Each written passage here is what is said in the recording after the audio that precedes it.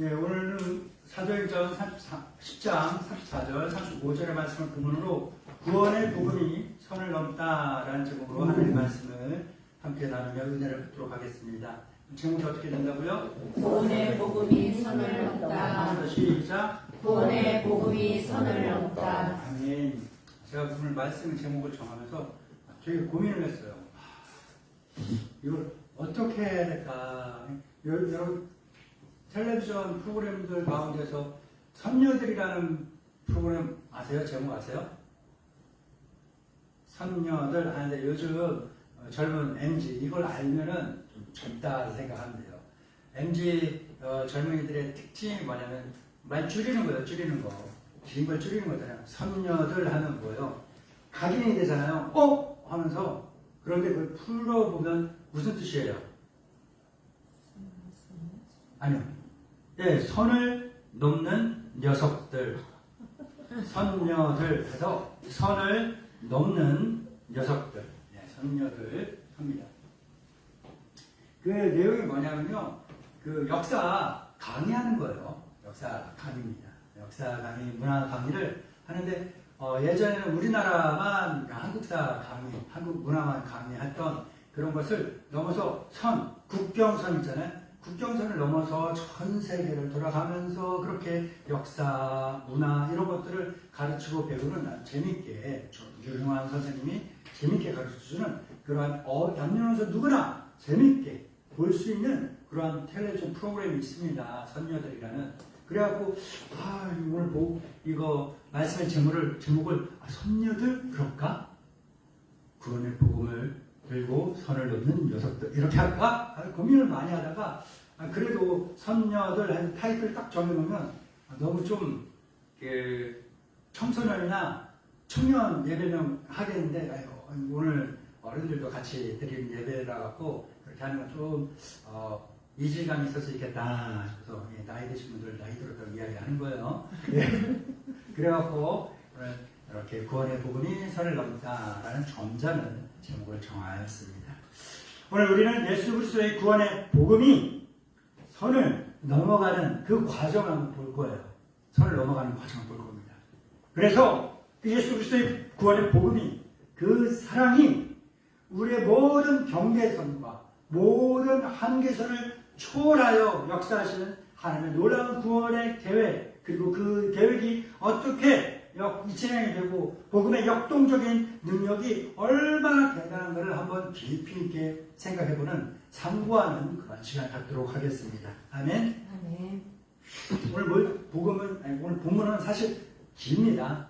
10장 통째로를 다루어야 하는데요. 시간 관계상 다루지 못하지만 한 부분 좀 집중해서 하도록 하겠습니다. 오늘 본문이 되는 사도행전 10장 1절부터 8절에 보게 되면요. 하나님의 시선을 사로잡은 사람이 있어요.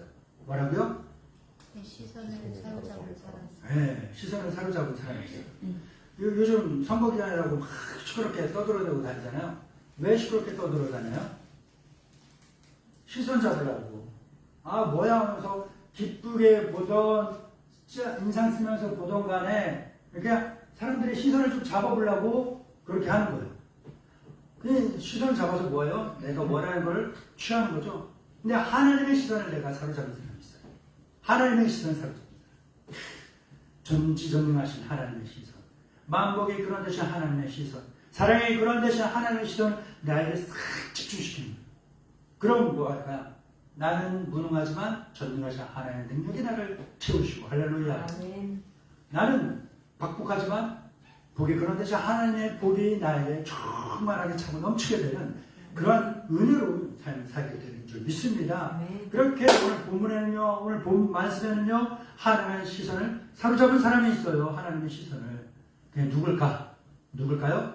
고넬료. 뭐라고요? 고넬료. 오늘 한번 말씀을 읽어볼까요? 사도행전 10장 1절부터 8절까지의 말씀입니다. 시작. 가이사랴에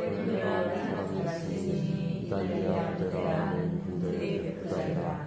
그가 병원하여 온 지방과 가도 하나님을 경외하며 백성을 많이 지하고 하나님께 항상 기도하더니 하루는 제90쯤 되어 환상 중에 밝히 봄에 하나님의 사자가 들어와 이르되 고넬료야 하니 고넬료가 주목하였고 두려워 이르되 주여 무슨 일이니까? 천사가 이르되 내 기도와 구제가 하나님 앞에 상달려 기억하신 바가 되었으니 내가 지금 사람들을 욕바에 보내어 베드로라 하는 시몬을 청하라. 그는 무드장이 시몬의 집에 유숙하니 그 집은 해변에 있다 하더라. 마침 말하던 천사가 떠나매 고넬료가 집안 하인들과 부하 가운데 경건한 사람 하나를 불러 이 일을 다 이루고 욕바로 보내니라. 아멘. 오늘 우리가 살펴보고 있는 사도행전 10장에는요, 10장에는요, 말씀드린 것처럼 하나님의 시선을 사로잡는 사람, 고넬료로 시작합니다. 고넬료는 어떤 사람입니까? 오늘 읽어봤던 말씀에 나오는 것처럼 이스라엘 우리 접해 있는 바다가 지중해인데요. 그 지중해 해변에 새롭게 건설된 신도시 가이사랴라는 곳에 주둔하고 있는 로마 주둔군의 백부장 되는 사람입니다. 백부장 하면 지금으로 따지면 중대장급의 사람이다라고 하면 됩니다. 한 100여 명의 부하를 거느리고 있는 사람 백부장입니다.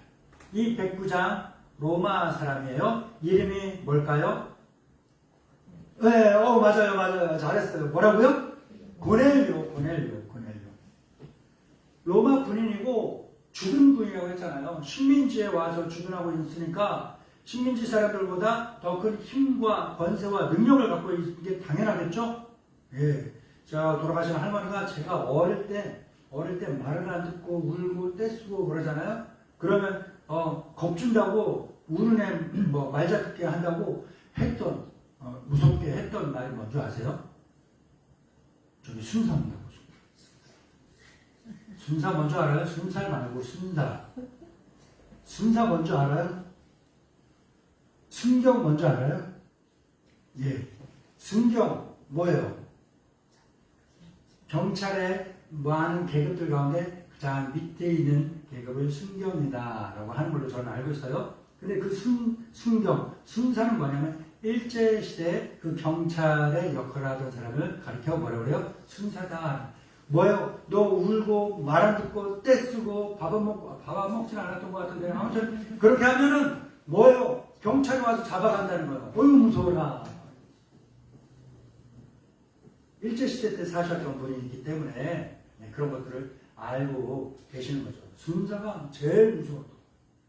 우리나라 일본의 그 야욕에 붙잡혀서 36년 동안 식민지 노릇을 하던 정말 피눈물 나던 그런 역사를 갖고 있지 않습니까? 그 36년의 식민지 생활이 불과 한 10년? 길면 한 20년은 더 길었으면 우리나라 한글도 사라지고 민족의 정체성도 사라지고 우리 대한민국은요 대한제국이었죠. 대한민국은요 대한민국이 아니라 일본이었을 거예요. 정말로 위태위태한 그 시절을 겪었던 우리 나라 아닙니까? 그리고 해방하고 불과 5년 만에 뭔 일이 일어났어요? 북한에서 치고 내려왔잖아요. 전쟁이 일어났어요. 6.25 전쟁. 무려 3년 동안. 정말 수많은 사람들이 죽었고 힘들었고 이런 젊은이들이요 숨소리죠? 바로 끌고 가는 거예요. 가서 뭔 훈련을 받았을까요? 이름 하는 거 훈련, 총 쏘는 거 훈련 어떻게 잡는지 그거 한 일주일 배우고 바로 현장 투입이에요. 총알 맞은 거예요. 젊은이들 얼마나 많이 죽었습니까? 지금도 이 나라에 내 오빠가, 내 아빠가, 우리 친척 어르신들이 끌려가서 소식도 모르는 그러한 상황이 사람들이 아직도 많아요.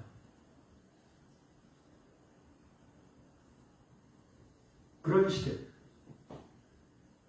이스라엘도 마찬가지였어요. 로마라는 대제국이 침공해 와갖고 백부장, 중대장급이면 일개 순사가 그 정도 권한과 권세를 누리던 그걸 알고 있는데 우리는 겪어봤다는 거예요. 그런데 백부장, 군대 중대장급이면요, 그 지역에서는요, 왕이에요, 왕. 자기 하고 싶은 걸 다 할 수 있는 거예요. 그런 권세를 갖고 있어요. 자, 사람이 얼마나 괜찮은 사람인지 안 좋은 사람인지를 알려면 몇 가지가 있습니다. 몇 가지가 테스트해 볼 수 있는 방법인데요. 그 중에 한 가지가 뭐냐면요. 감투라고 아세요? 완장이라는 거 아세요? 뭔가 한 자리를 조그마한 거 앉아서 적으면 알아요. 뭔가 학급에 반장직을 또 한번 시켜보던가. 뭔가 책임지는 뭐 조그마한 걸 한번 이렇게 시켜보잖아요. 그러면 이 사람의 성격과 능력과 이 모든 거, 인격과 이런 것들이 다 드러납니다. 아까 6.25 전쟁 이야기 했는데요. 6.25 전쟁 때 공산당에 하는 얘기가 뭐예요? 지주들, 돈 있는 사람들이 얼마나 그 사람들을 억압하고 괴롭힌 사람들도 있는데 착한 사람들 중에서는요. 동네에 있는 사람들 막 다 먹여 살리고 그런 사람들도 부지기수로 많았어요. 우리나라는요. 그런데 공산당은 뭐예요? 편가르기, 프레임 짜기 이걸 기가 막히게 하는 사람들이에요. 편가르기, 프레임 짜기에서 딱 이분법적으로 딱 나눠놓습니다. 돈 있는 사람, 땅 있는 사람, 집 있는 사람, 다 못된 사람, 없어져야 될 사람들, 그리고 노동자들, 월급 받는 근로자들, 일용직 근로자들, 그 사람들이 들고 일어나서 집 있는 사람 집 빼앗고, 돈 있는 사람 돈 빼앗고, 땅 있는 사람 돈 빼앗고, 자, 우리 다 공평하게 n분의 1로 나눕시다. 하는 이 공산당, 공산주의. 이런 프레임 짜고 이렇게 일하는 사람들. 그 사람들이 내려와, 공산당들이 내려와고 완장이라는 걸 채워준 게 누구에게 채워준 줄 알아요? 배운 사람들 싸그리 다 잡아 죽입니다. 배운 사람들 아니에요. 돈 있는 사람들 다 잡아 죽이는 거예요. 근데 그 잡아 죽이는 역할을 할 수 있도록 권한을 준 거야.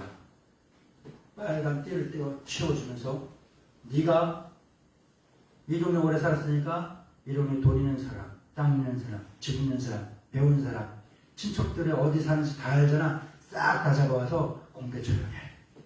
힘을 줘. 어마어마하게 많은 사람들이 그 사람들에게 죽었어요. 우리나라의 역사예요. 잊어서는 안 되는 거예요.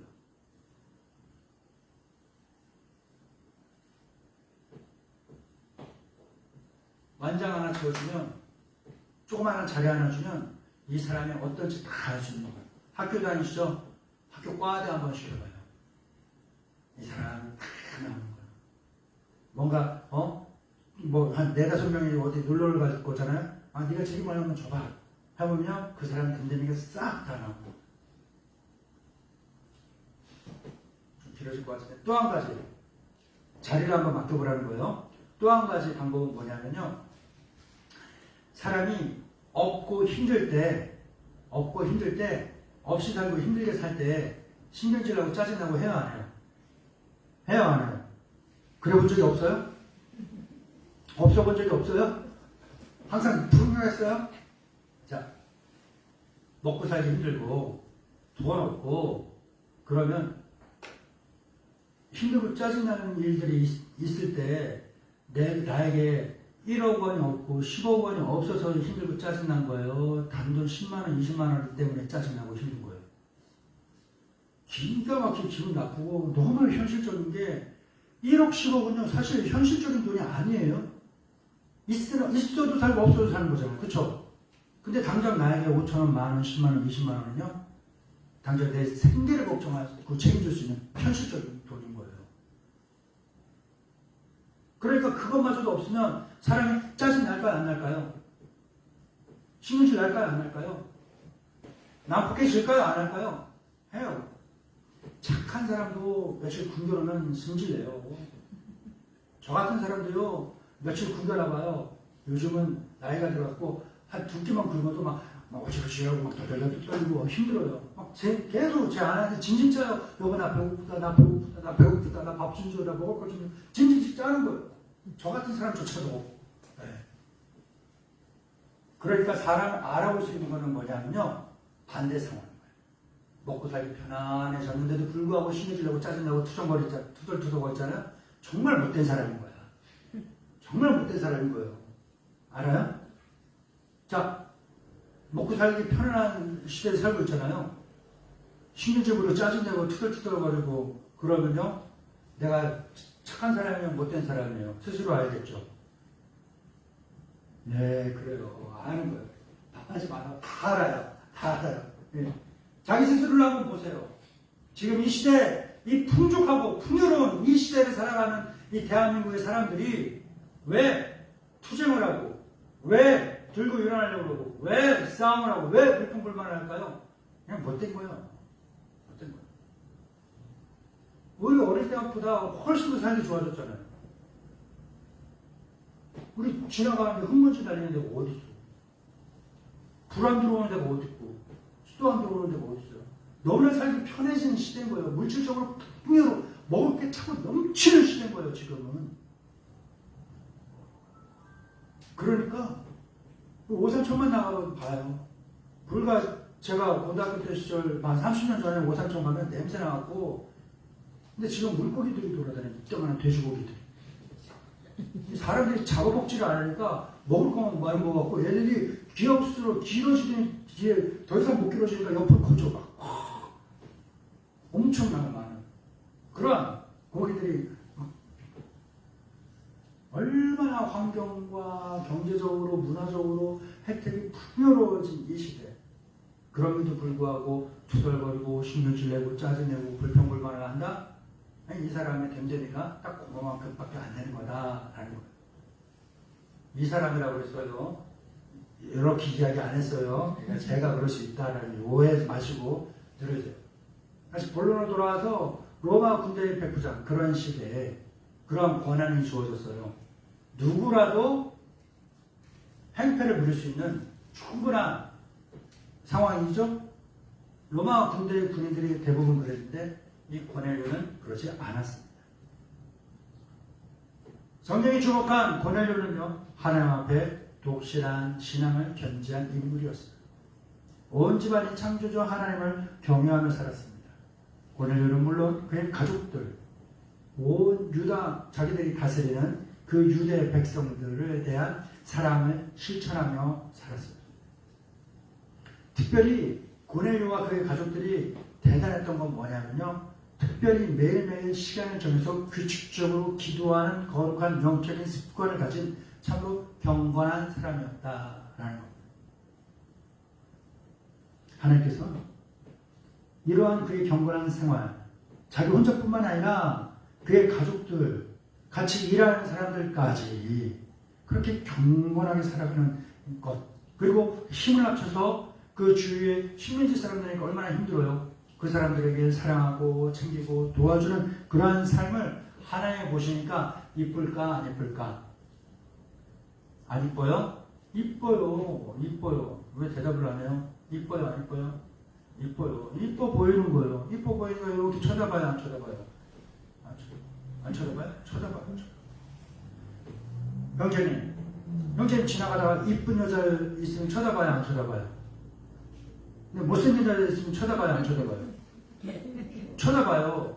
그런데 이쁜 여자는 이쁜 여자는 두 번 보고 세 번 보고 오랫동안 보죠. 근데 못생긴 여자는 어떻게 해요? 쳐다보는데 보고 고개 돌리죠. 반대로 자매님 썩은 표정 하지 마요. 뭐 인간이 이러냐 그러지 마요. 똑같을걸? 자, 키 187에 피지컬 굉장히 좋고 얼굴 핸섬하고 스타일까지 매너까지 좋아. 이런 남자가 앞에서 걸어오는데 주변을 보니까 내 친구들도 없고 나 혼자만 걸어가는데 이 사람이 탁 오면서 다른 거 이렇게 하다가 앞에 힐끗거리는 날 보면서 눈을 맞추고 살짝 한번 웃어. 근데 이 사람 다가오는 바람 저쪽에서 이렇게 그 사람을 저는 나한테 오는데 그 뭘 뿌렸는지 뭘 발랐는지 향기가 너무 좋아. 이런 남자가 탁 나를 향해 오고 있으면 봐요 안 봐요? 봐요. 그런데 그 뒤에 이렇게 봤더니 되게 외모 비하는 아니에요. 외모 비하는 아니에요. 이런 사람이 와. 뭔지 알아요? 짧고 배불리. 이런 사람이 이러면서 걸어오고 있어요. 씻지도 않아. 목 늘어난 티셔츠에.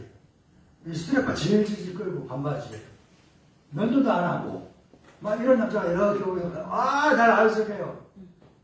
그래서 계속 쳐다봐요 안 쳐다봐요? 아주. 그러면서 그 사람이 나를 스치고 지나간 그 잔향을 맡으며 그 사람을 되돌아봐야 안 봐요? 봐요. 뒷모습도 어쩌 저렇게 이쁘고 단단하지. 그렇죠? 썩은 표정할 필요가 없어요. 나도 똑같은 사람이에요. 사람은 똑같은 거예요. 이쁘고 아름답고 그런 거 있으면요 더 보게 되는 거예요. 하나님 다를까? 다 똑같이 살아가지만 이쁘고 아름답게 살아가는 이 사람은 경건하게 살아가는 사람 보니까 더 유심히 보는 거예요. 하나님의 신을 사로잡은 사람 권을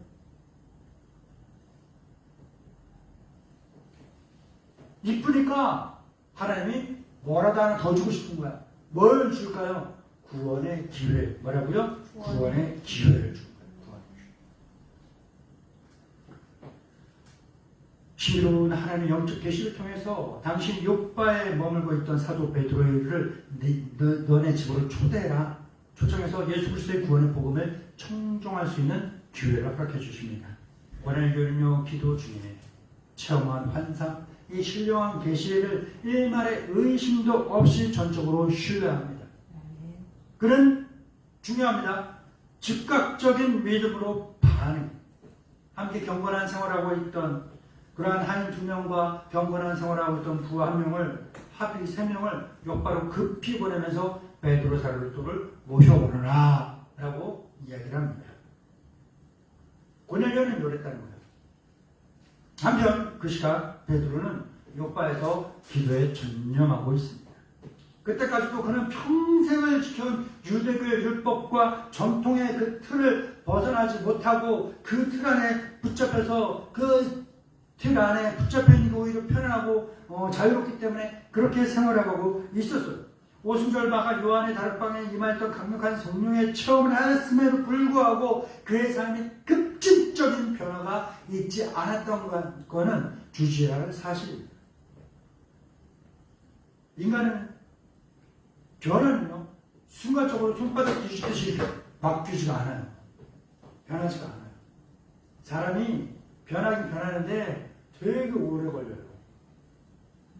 예수님 믿었다고 이 사람이 확 변하면 너무나 좋지. 근데 이 사람이 예수님 믿었다고 이 사람이 어떻게 변하는 줄 알아요? 어떻게 변하는 줄 알아요? 그 영혼이 먼저 변해요.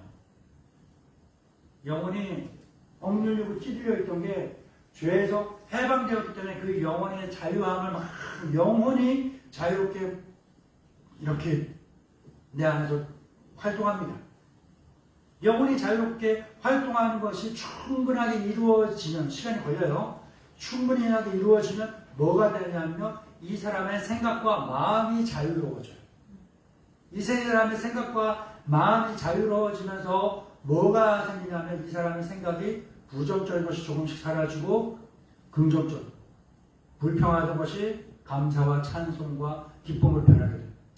이렇게 내면이 변합니다. 내적 변화가 일어납니다. 그렇게 되다 보니까 이게 충분한 시간이 또 걸립니다. 충분한 시간이 지나면 그 다음에 나타나는 게 뭐예요? 이 사람의 생활이 변하는 거예요. 얼굴이 달라진 거예요. 집사님, 이 집사님. 기쁜 일이 있으면 어떻게 돼요? 웃어요, 안 웃어요? 웃어요.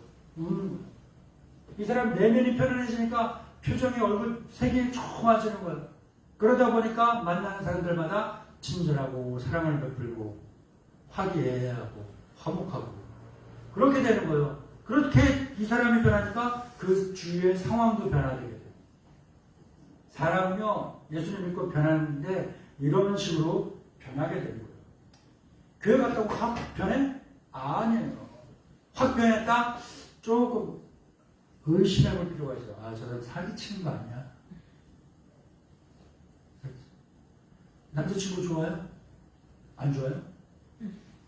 방송에 나가요. 잘 대답해요. 오해진 자매님, 지금 사귀는 남자친구 좋아요? 안 좋아요? 긴장하고 얘기해요. 좋아요.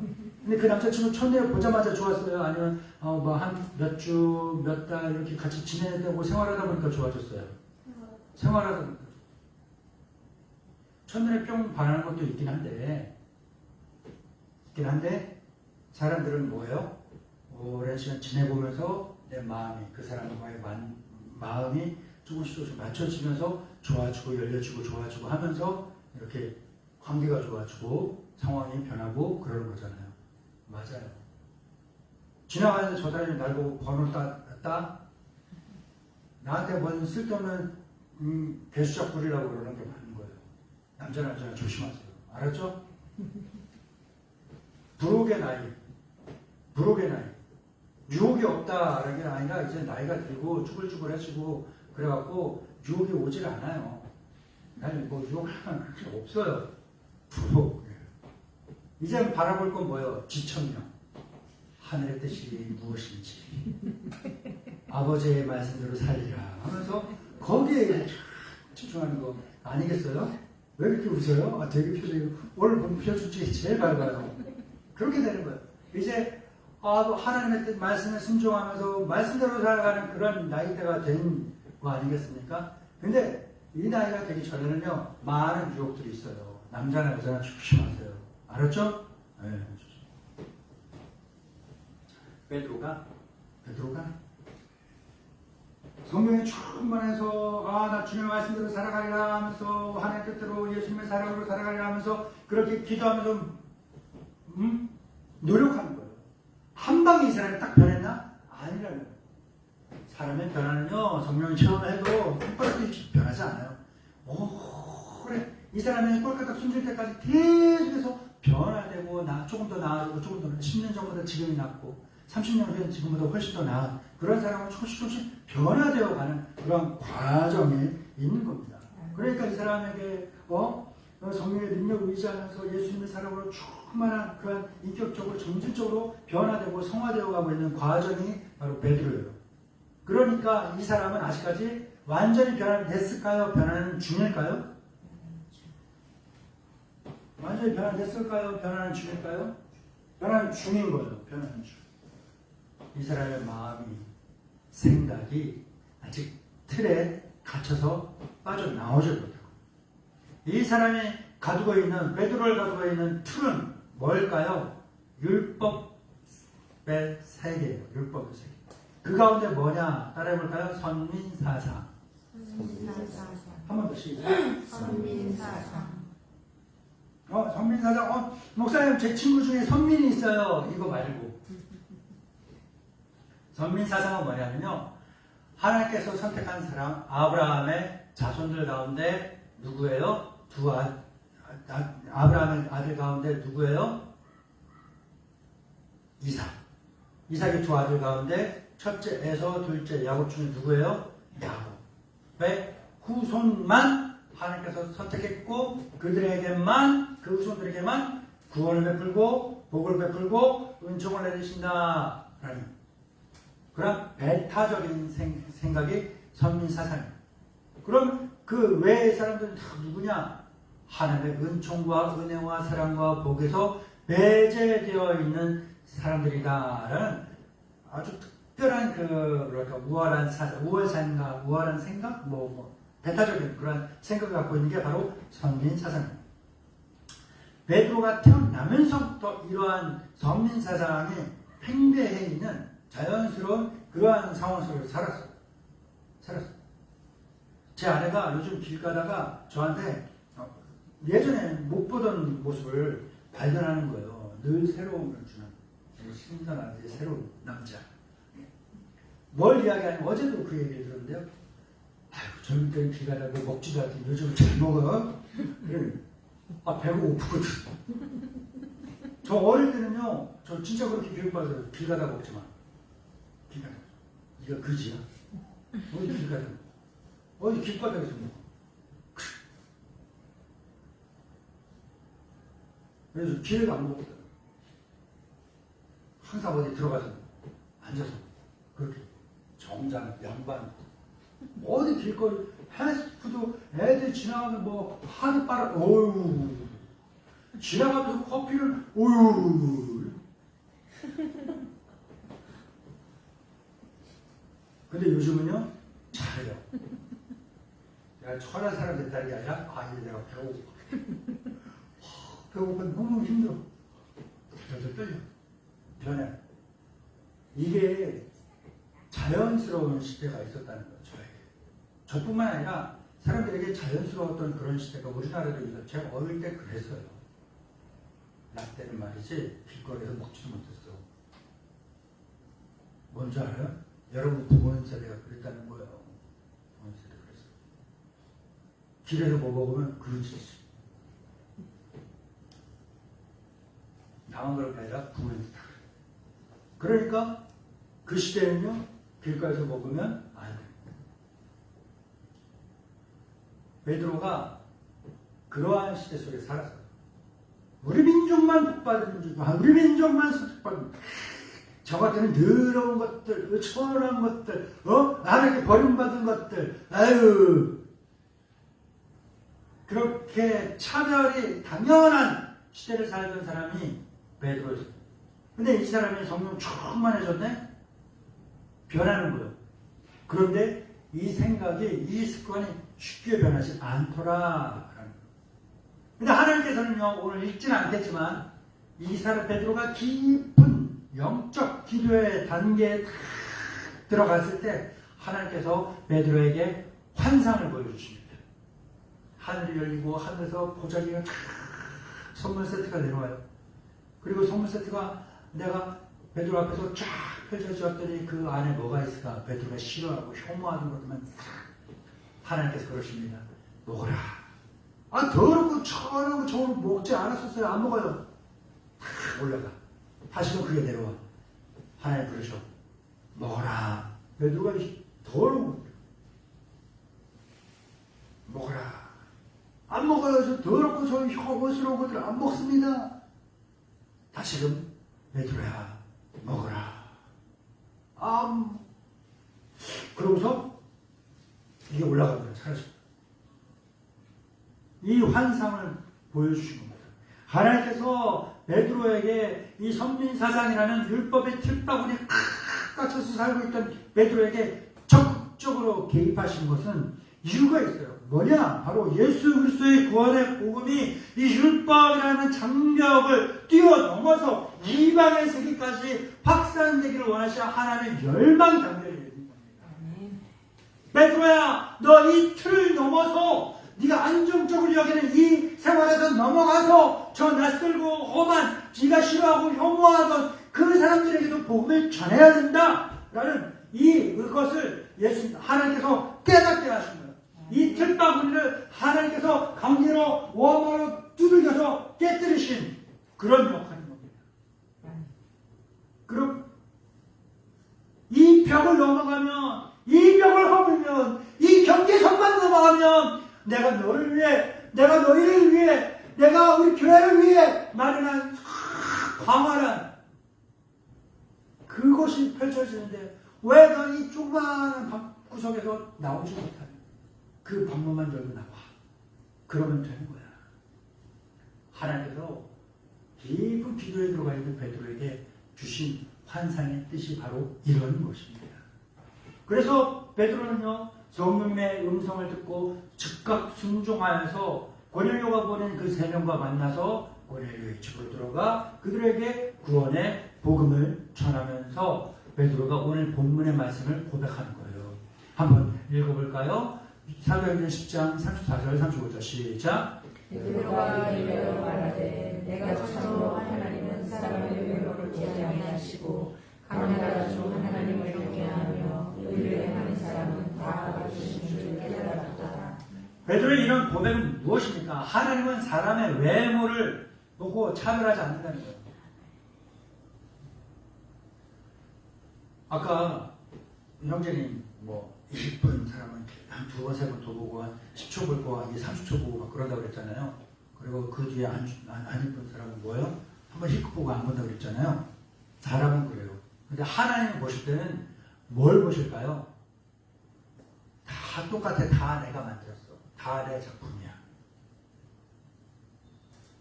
그리고 뭐예요? 그 사람의 외모가 아니라 그 사람의 중심, 마음, 생각, 믿음, 영혼, 이걸 보시면 아멘.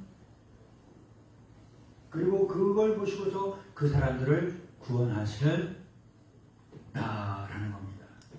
사랑하는 믿음의 동반자 여러분, 하나님의 구원의 복음은요, 성령의 인도하심에 순종하는 사람을 통해서 경건하게 살아가고 있는 그 심령들에게 향하는 거예요. 아멘? 아멘. 자, 그렇다면 우리가 이 사실을 기억하고 이 믿음 위에서 생각을 해볼 때 오늘 본문을 시작문을 연 고넬료 그 가족들 그와 함께 일하는 사람들이 어떻게 구원을 받게 됐는지를 한번 생각을 해볼 수가 있을 겁니다. 고넬료와 그의 가족들이 그 모든 주위의 사람들이 어떻게 구원받을 수 있었을까요?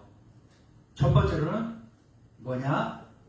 뭘까? 바로 경건한 삶의 자세를 가졌다는 거예요. 경건한 삶. 고넬료는 하나님을 향한 깊은 경외심을 가지고서 규칙적으로 기도 시간을 성결했습니다. 백성들을 향한 사랑과 구제를 아끼지 않는 삶을 살았습니다. 아멘? 고넬료만 그랬을까? 아니요. 그의 가족들도 그와 함께 있는 모든 사람들이 그러한 경건한 삶을 같이 살았다는 거예요. 혼자만이 아니라 같이 했다라는 거예요. 이 집안에서 나만 경건하게 산 게 아니라 이 집안의 식구들이 같이 나랑 같이 경건하게 살았다라는 거예요. 경건한데 여기서 오해하지 말아야 돼요. 이렇게 경건하게 사는 것이 구원의 절대적 조건이냐? 아니에요. 아니에요. 그런데 이러한 성결하게 살아가는 이러한 삶은요, 하나님의 시선을 사로잡는 삶이 되는 겁니다. 하나님, 나 이렇게 살아가고 있는데, 하나님 보실 때 이뻐 보여 하면서 하나님께서 계속 지켜보시고, 그리고서 뭐요? 하나님께서, 얘에게는 구원의 은총을 베풀어야겠다. 사랑의 은총을 베풀어야겠다. 수많은 은총을 베풀어야겠다. 라는 그러한 기회를 만들어가는 것, 그런 상황을 만들어가는 것, 이게 바로 경건한 생활이다. 아멘? 경건하게 사시기 바랍니다. 없던 복도 생겨나는 아멘? 하나님께서 이러한 삶을 고넬료와 그의 가족들을 모든 사람들이 이렇게 경건하게 살아가는 거 보니까 베드로를 보내서 구원의 복음을 청종할 수 있도록 기회를 허락하십니다. 아멘? 고넬료와 그 식구들이 구원받을 수 있었던 첫 번째 이유는 뭐예요? 경건한 삶을 살았다. 두 번째는 뭘까요? 말씀에 대해 즉각적인 믿음의 반응을 보였다는 거예요. 뭐라고요? 말씀에 대해 즉각적인 믿음의 반응을 보였다는 거예요. 믿음의 반응.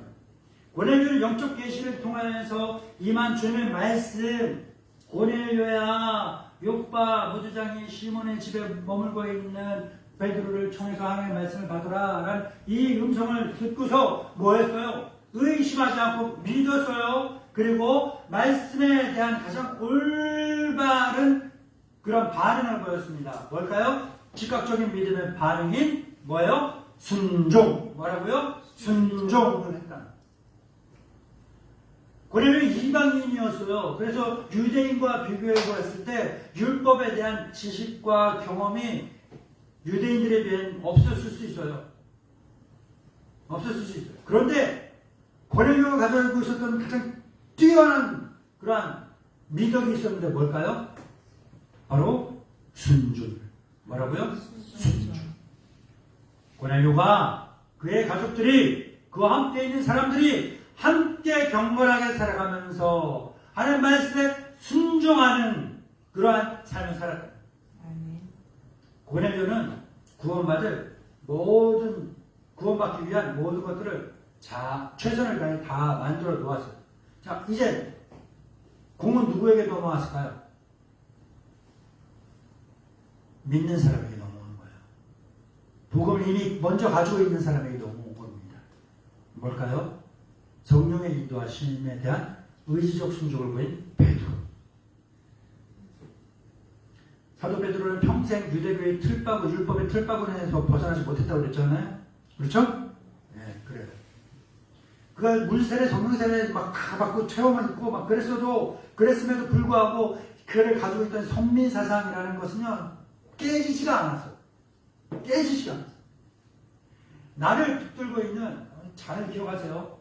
내가 예수 믿고 내가 교회를 다니고 있지만 나로 하여금 믿음의 성장이 더 이루어지지 않고 더 깊은 영적 세계로 들어가지 못하게 만드는 나를 강력하게 붙들고 있는 견고한 짐이 있다는 거예요. 그게 뭔지 한번 생각해 보시죠. 베드로에게는 율법 사상, 선민 사상, 우리 집안의 가풍 때문에, 내 성격 때문에, 내 고집 때문에, 내 지식 때문에, 내 경험 때문에, 내 돈 때문에, 내 육체 때문에 더 깊은 믿음의 세계로 들어가지 못하게 만드는 것들이 분명히 모두에게 있습니다. 이것을 찾아내서 깨뜨려 버리셔야 돼요. 이 선을 넘어가야 하는 것입니다. 베드로가 깊은 기도의 경지에 성령님의 인도하심에 이끌려서 깊은 기도의 경지에 이르렀을 때 하나님께서 환상을 통해서 그에게 말씀하셨잖아요. 그런데 그 내용이 뭐라고 그랬었어요? 베드로가 섣불리 순종하기 어려운 자기의 틀을, 자기가 평생 살아온 그 틀을 넘어서야 되는데 그 틀을 깨뜨리는 그런 것이었다. 그런 말씀을 주신 거예요. 하나님께서 말씀하신 거예요. 예수님께서 말씀하신 거예요. 그럼 누구 말씀인 거예요? 하나님 말씀인 거예요. 예수님 말씀인 거예요. 그런데 내 생각이랑 같아요, 달라요? 내 상황이랑 같아요, 달라요? 달라요. 이때 우리는 아멘 해야 합니다 라는 건 다 알아요. 그쵸? 아멘 해요, 안 해요? 아멘도 해요. 믿어요, 안 믿어요? 믿기도 해요. 여기서 끝나는 거예요. 이 한계선을 넘어가야 돼요. 여기에서 필요한, 이 단계에서 필요한 게 뭘까요? 5글자예요. 따라해볼까요? 의지적 순종. 뭐라고요? 의지적 순종. 그냥 순종이 아니라 의지적 순종이 필요하다는 거예요. 의지적 순종은 제가 만든 건 말인데요. 말씀을 준비하면서 이 의지적 순종은 무슨 뜻이냐 하면요, 내 상황, 내 한계를 초월하는 주님의 말씀이 나에게 주어진다는 거예요. 성령의 감동이 있다는 거예요. 그것을 내가 기꺼이 아멘하고 믿고 실천하겠습니다 라는 결단에서 끝나는 것이 아니라 실질적으로 행동하는 데까지 이르는 것, 이게 뭐냐? 바로 의지적 순종이다. 뭐라고요? 의지적 순종. 하나님 감동하세요. 마음만 주십니다. 행하는 건 누가 해야 돼요? 제 아내가 어제 제가 어제 되게 오랜만에 고기를 먹어서 힘이 넘쳐. 오늘따라 말씀에 저한테 되게 힘이 넘치지 않아요? 저 되게 오랜만에 고기를 먹었거든요. 어제 밤에 자기 전에 막. 제 아내가 열심히 고기를 구워줬어요. 근데 어제 홈플러스에서 고기를 사갖고 이렇게 가면서 제 아내가 나오는데 제가 아까 기다리면서 먹고 싶은 과자가 되게 원 플러스 원으로 9,990원을 팔고 있는 거예요. 근데 제 아내가 나와갖고 제가 그 되게 귀엽고 불쌍한 강아지 표정으로 그랬다. 그랬더니 제 아내가 픽으로 저거 먹고 싶어? 그랬더니 또 2개를 펄쩍 접어갖고 가서 사갖고 왔어. 2봉지니까 한 봉지는 가방 비닐봉지에 넣고 한 봉지를 쭉 뜯어서 제 아내가 먹여줬어요. 먹으면서 갔다 10분 동안 계속 먹고 엘리베이터 타서도 먹고 집 앞 문 앞에서도 먹고 나는 입만 벌려서 먹었어. 그러고 뭐 집안일 청소하고 막 이러고 씻고 이러고 했죠. 하고 나서 그 하는 동안 제 아내는 고기를 막 굽고 막 음식을 막 만들어서 딱 했는데 먹으니까 과자를 먹으면서 왔으니까 또 배가 차서 배가 안 고픈 거야. 나 배가 고파서 안 먹을래 하면 돼야 안 돼요?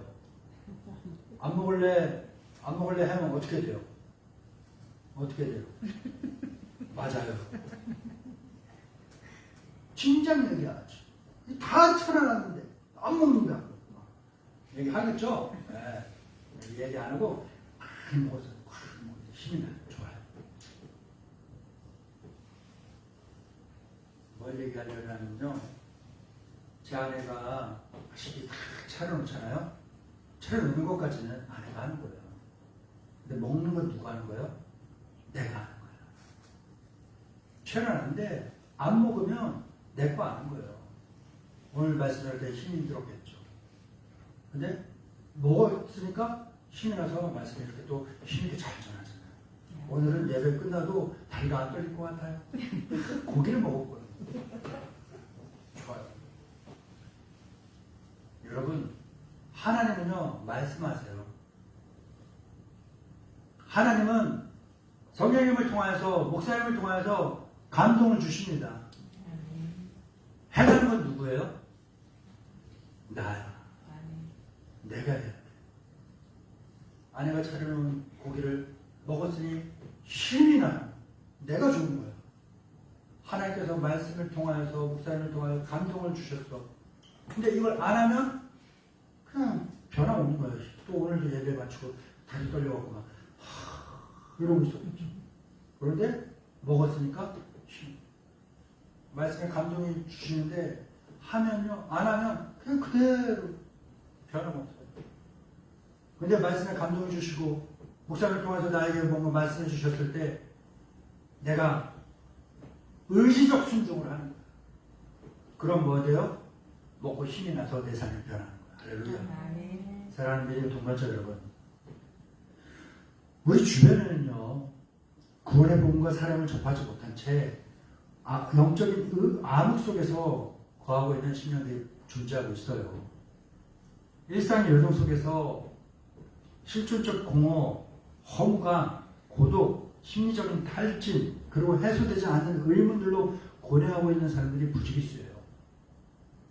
겉으로 볼 때 아무 문제 없는 것 같죠? 아니요. 실질적으로 그 사람 속내를 들여다보면 다 그래요. 근데 이런 문제들이 그 원인이 뭘까? 뭘까? 삶의 문제나 내 주위의 환경 때문에 아니에요. 근본적인 건요, 영혼의 갈망, 영혼의 결핍으로 인해서 그것이 그런 모습들로 드러난 것 뿐입니다. 이런 영적인 고뇌와 심령의 불안함을 해결할 수 있는 것은요, 오직 예수 그리스도의 구원의 복음밖에 없어요. 복음밖에 없는 믿음밖에 없어요. 복음이 들어가고 이 사람 이들에게 복음이 전해주고 이들 속에 복음이 심겨져서 그럴 때 이들을 억누르고 있던 그런 고뇌, 허무, 허탈함, 탈진 이런 것들이 다 극복하고 해방될 수 있는 겁니다. 그러니 우리는 고넬료의 역할일까요? 베드로의 역할일까요? 베드로의 역할입니다. 경건하게 삶을 유지하며 기도에 매진하면서 내 주의 신령들을 주의 깊게 돌아봐야 됩니다. 베드로 사도처럼 성령의 인도하심에 의지적으로 순종해서 구원의 기쁜 소식을 그들에게 전할 수 있어야 됩니다.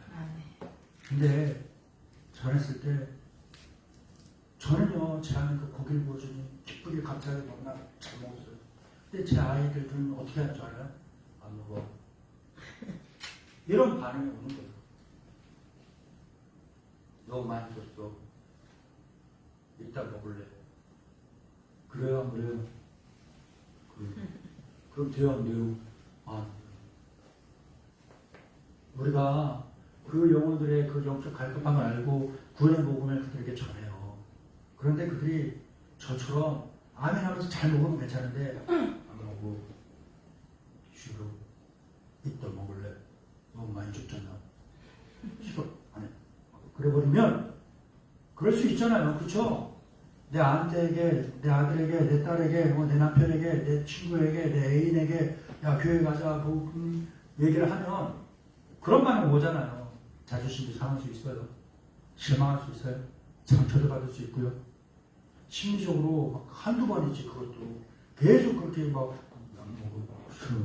하지마, 교회 다니라고 하지마 막 그래버리면 심리적으로 내가 쫄아요. 그래서 우리가 하는 핑계가 뭐예요? 때가 될 때까지 기다릴게요. 때가 되면 알아서 오겠죠.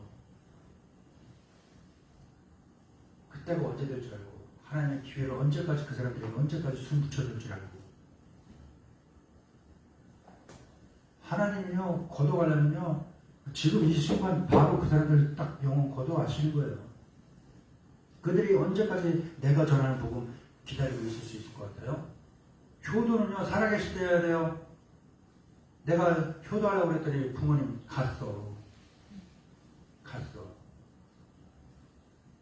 말 잘 듣는 거 지금 잘 들어야지. 부모님 상처 안 주는 거 지금 해야지. 나중에 하려고 그러면 안 돼요. 안 기다려줘. 안 기다려줘. 부모님들 유언 유산? 지금 줘야 돼요, 지금. 지금 해야지. 지금은 자식들한테 필요한 거지. 나중에 내가 죽어서 줄게. 아유, 그때 되면요. 나라에 다 뺏기고 줄 게 하나도 없어요. 빚만 준 거야, 빚만. 빚만 물려주기 싫으면 지금 해야 되는 거예요. 유언도요, 지금 해야지 되는 거예요. 기회가 주어졌을 때, 내 자식이 나보다 먼저 갈줄 어떻게 알아? 내가 내 자식에게 복음 전해야 되는데, 구원 시켜야 되는데, 전도해야 되는데, 얘가 오늘 출근했다가 안 올 수 있는 거야.